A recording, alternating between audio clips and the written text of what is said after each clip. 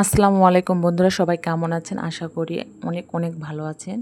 আজকে আমি সকাল থেকে ভিডিও শুরু করছি। আজকে নতুন একটা ভিডিও নিয়ে আপনাদের মাঝে চলে আসলাম। আশা করি সম্পূর্ণ ভিডিওটি আপনাদের ভালো লাগবে। প্রথমে আমি সকালের নাস্তা রেডি করছিলাম। রুটি বেলা আমার কমপ্লিট। রুটিটা ভেজে নিচ্ছিলাম সুন্দর করে। রুটি ভেজে নেওয়া কমপ্লিট।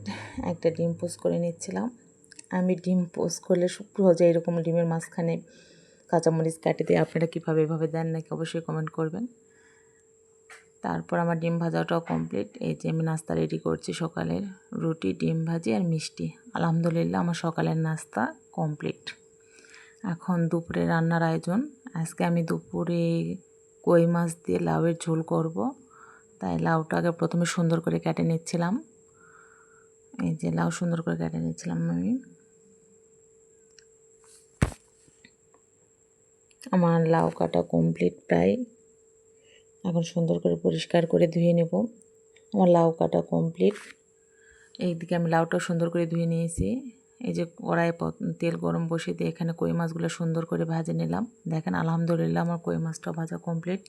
আবার কড়াইয়ে তেল বসিয়ে দিয়ে এখানে রসুন, পরিমাণ মতো পেঁয়াজ, কাঁচামরিচ দিয়ে তেলে ফোড়ন দিলাম, মানে তেলানি দেবো তরকারিটা। একটু হালকা ভেজে নেওয়ার পর তারপরে আমি লাউগুলো ছাড়িয়ে দিলাম। দেখেন এখানে কতগুলো লাউ হয়েছে এক কড়াই। এখানে পরিমাণ মতো লবণ আর হলুদ দিলাম, যেহেতু কাঁচামরিচ আগে ব্যবহার করছি আমি। আর মশলা আমি যখন মাঝে মাঝে তাড়াহুড়া মশলা না বাটি, রসুন আমি ওইরকম করেই দিই, জিরা টিরা সব আস্ত দিই।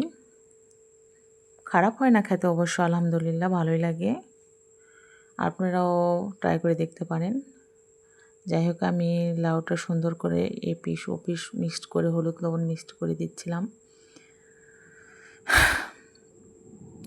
দিয়ে তারপর ঢাকনাতে সুন্দর করে চাপে দেব। কিন্তু লাউ দেখেন দেখে মনে হচ্ছে এক কড়াই, কিন্তু রান্না করার পর লাউ যেহেতু পানি তরকারি, রান্না করার পর অনেক কমে যায়। আর দেখলাম লাউটা আমার নষ্ট হয়ে যাওয়ার দিকে যাচ্ছে, মানে দুইটা লাউ ছিল, যে একটা রাখবো, তো ভাবলাম রান্না করে রাখি, পরে লাউ খিচুড়ি অনেক টেস্ট লাগে। আপনারা কে লাউ খিচুড়ি খান অবশ্যই কমেন্ট করবেন।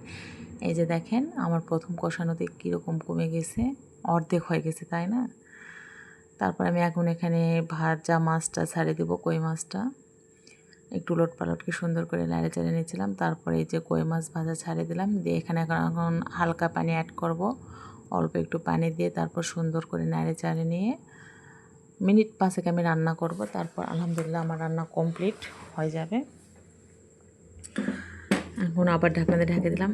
এই যে দেখেন আলহামদুলিল্লাহ, দেখেন এখন কত সুন্দর কালার আসছে। আলহামদুলিল্লাহ আলহামদুলিল্লাহ আলহামদুলিল্লাহ, অনেক সুন্দর কালার আসছে।